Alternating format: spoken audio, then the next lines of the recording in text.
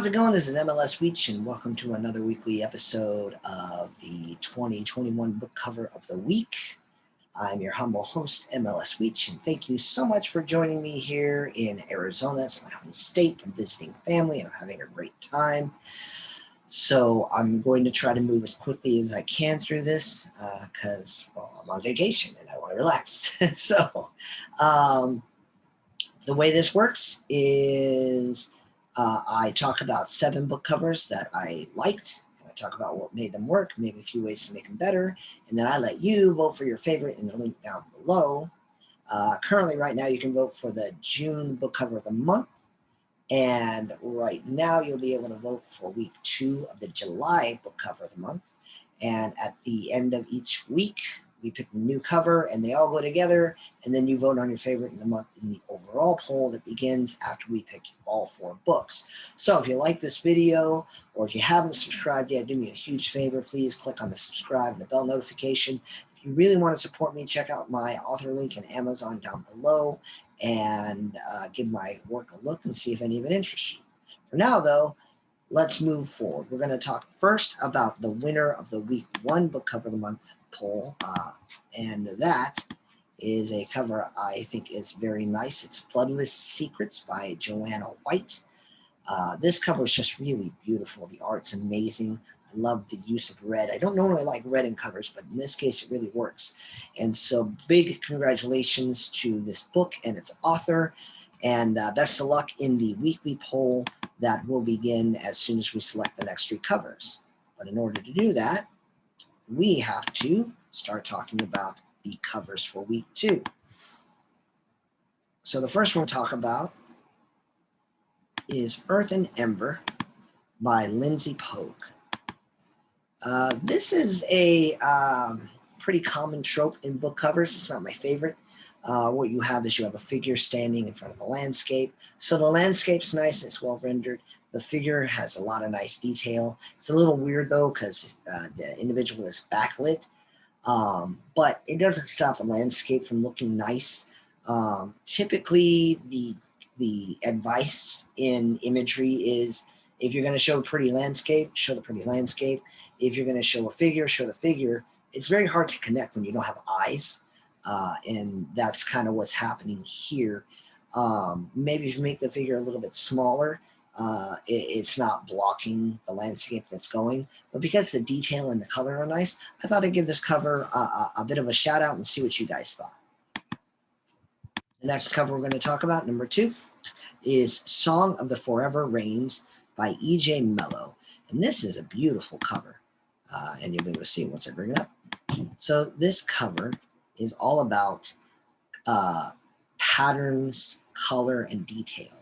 I think the art style for this is very, very unique. I love how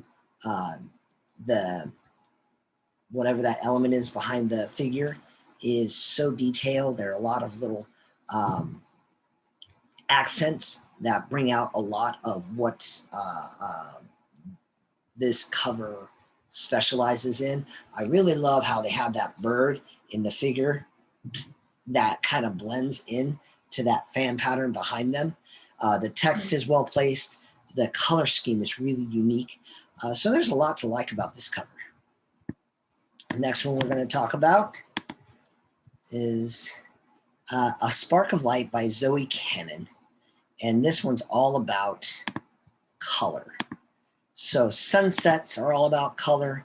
And then the thing I'd like you to notice is these angel wings that are brought out of the background using that same color scheme. I thought that's very clever. And they did a nice job bringing out the color and brightening the edges of it so that it stood out even with a similar colored backdrop.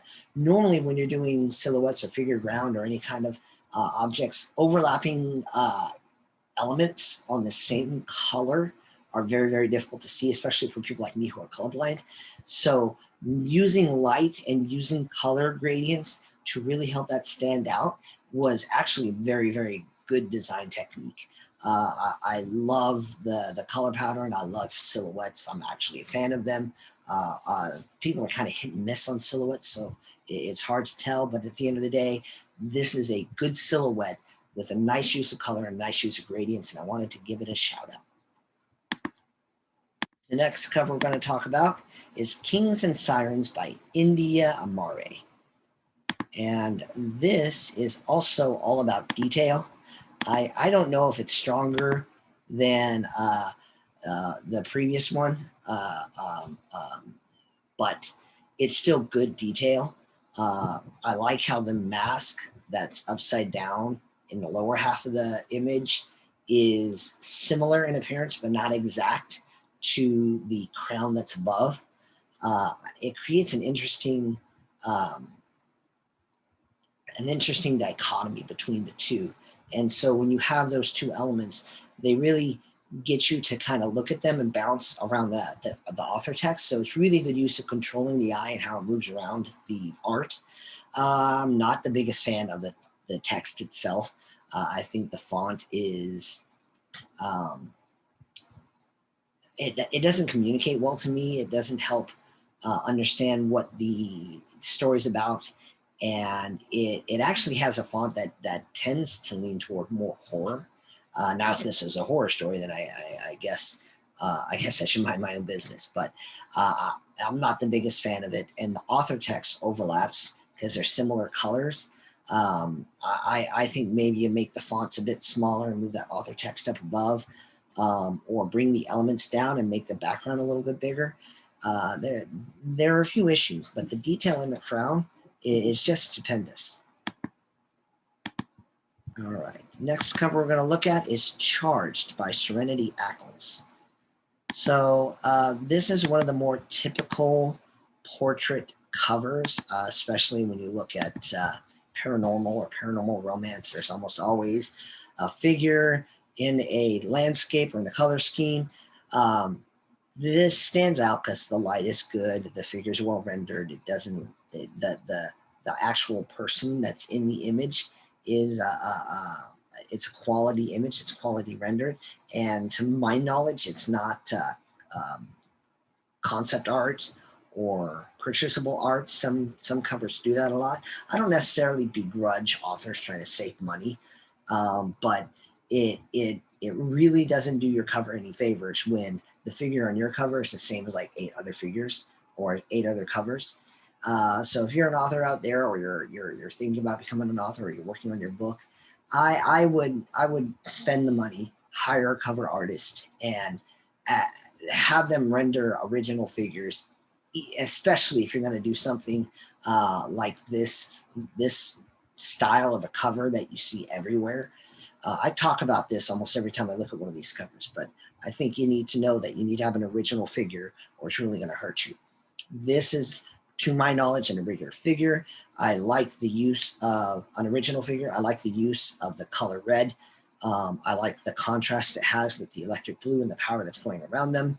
The background is at least interesting. The font, while maybe a little fancy, at least matches with the genre. So it's not that surprising. So it's a well done cover, if a very common type of cover.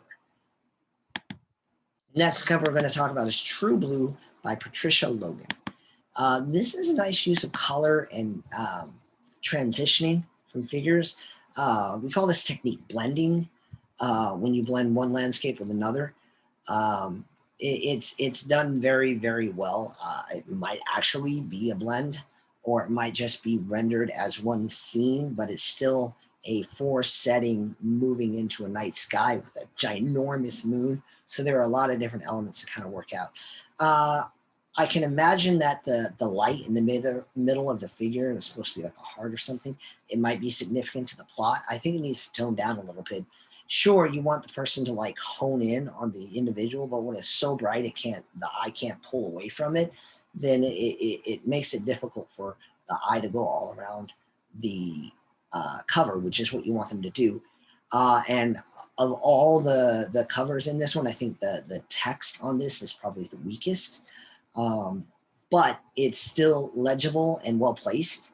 So if you're not going to have a very good font, at least place it in a spot that makes sense so it doesn't interrupt the rest of the design. And this this designer did that. So this is a nice use of the blending technique. I like the color in it. I like the starscape, so it's pretty interesting. And the last cover we're looking at for this week is Wolf Tamer by Avery Song. Here we go yet again. We got the poster. You're going to see it here in a minute. We got the portrait. We got the figure. We got the animal, especially with what they call it, shifter novels. Shifter romances.